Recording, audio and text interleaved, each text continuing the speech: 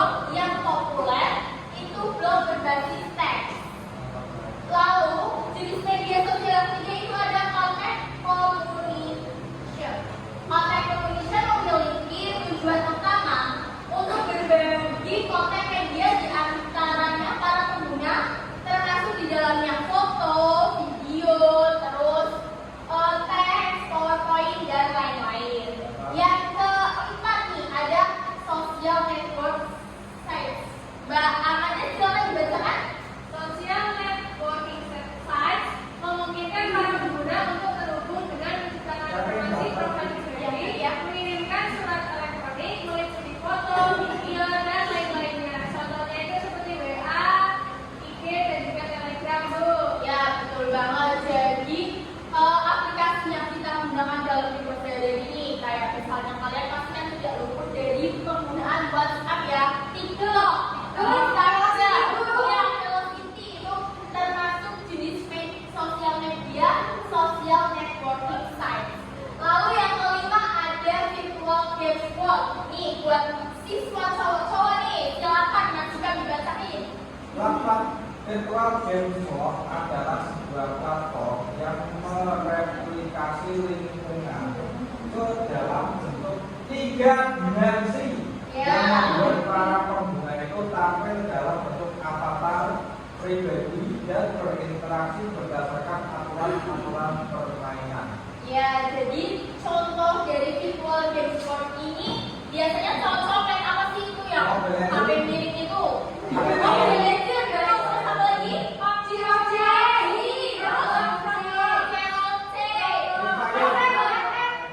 Free Fire, ya betul banget. Itu termasuk virtual games world. Lalu selanjutnya yaitu ada virtual social world.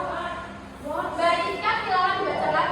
Virtual social world memungkinkan para bintang untuk memilih perilaku secara bebas dan untuk hidup dalam bentuk avatar dalam sebuah dunia virtual yang sama dengan kehidupan nyata. Contohnya adalah Second Life. Ya, jadi itu ada 6 jenis media sosial ya. Dari penggunaan sosial media yang kita gunakan sehari-hari itu ada dampak positif dan dampak negatifnya kan? Ya. Kalau menurut kalian nih, pengguna media sosial Gen Z kan? Kalian tuh dampak positif dari adanya sosial media itu apa? Coba sebutin satu-satu dari Mas Dika sendiri. Dampaknya Bu, yang pertama pembelajaran menjadi mudah. Ya. Umpama lagi ada COVID yang kemarin, bisa meeting, bisa meeting, semua pembelajaran ataupun apapun bisa ada di media sosial. Ya, betul banget. Bagi pos kita. Yang kedua nih, dampak positif dari adanya sosial media. Bisa jualan online. Ya, untuk kalian yang order ya, silakan untuk gawe bisnis ini. Memudahkan kita dalam hal sehari-hari, misalnya kita kalau makanan baru. Oh ya, GoFood ya, GrabFood ya, ya bagus. Selanjutnya ke apa nih? Apa nih coba nih? Sebutin dampak positif dari media sosial. Bisa main Velocity, Bu. Oh ya, ayo. Itu bisa banget telepon ya.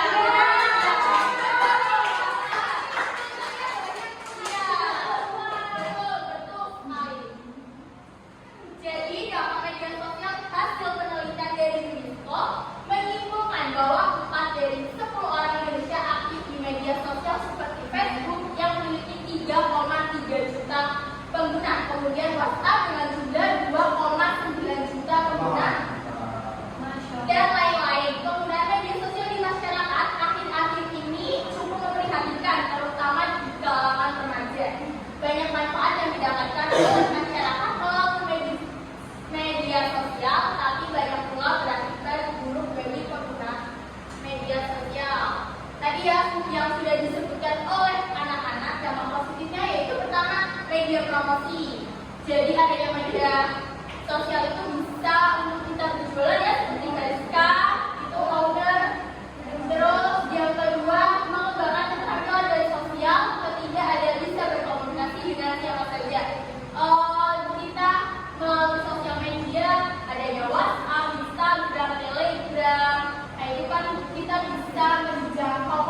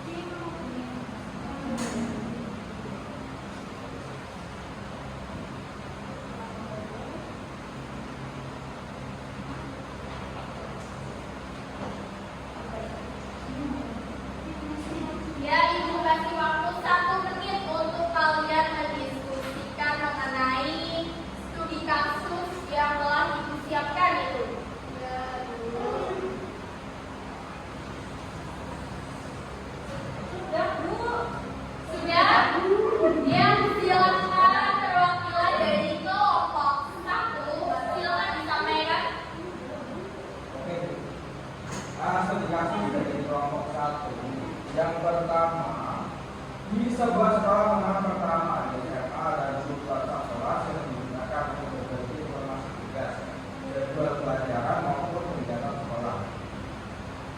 Namun di suatu hari dari salah satu anggota yang bernama Putri Eka Putri Maulida, ibu tersebut itu memposting pesan yang menuduh salah satu teman sekelas yang bernama Rizka Amalia, yaitu menuduhnya seperti apa? Menuduh mencuri uang di kantin. Pesan itu cepat menyebar dan banyak teman sekelas mulai menjauhi Putri tanpa menanyakan kebenarannya. Beberapa hari kemudian diketahui bahwa tuduhan tersebut itu tidak benar. Putri itu sangat sedih dan merasa malu untuk kembali ke sekolah. Pertanyaannya, apa bentuk penyalahgunaan media sosial yang terjadi dalam kasus ini? Yang kedua, apa dampak dari kejadian ini terhadap korban dari Putri? Bagaimana seharusnya teman-teman untuk respon tuduhan tersebut? Yang keempat, apa yang bisa dilakukan agar kejadian seperti ini tidak terulang? Yang pertama, jawaban yang pertama dari kelompok satu, penyebaran informasi palsu alias fitnah pencemaran baik melalui grup media sosial. Yang kedua, Putri merasa sedih tertekan didorong teman-temannya dan malu untuk kembali ke sekolah. Kepercayaan dirinya bisa menurut dia bisa melawan stres atau trauma. Yang ketiga, teman-teman seharusnya tidak langsung percaya pada tuduhan tanpa bukti. Mereka bisa mendukung Rena dan mendorong penyelesaian secara baik seperti melaporkan ibu atau wali kelas. Yang keempat, mengedukasi siswa mengenai media sosial, tidak diberikan informasi tanpa kebenaran dan membangun budaya saling menghormati di dunia digital. Oke, baik sekali. Beri buat kelompok satu. Selanjutnya kelompok selanjutnya untuk kelompok 2, silakan perwakilan.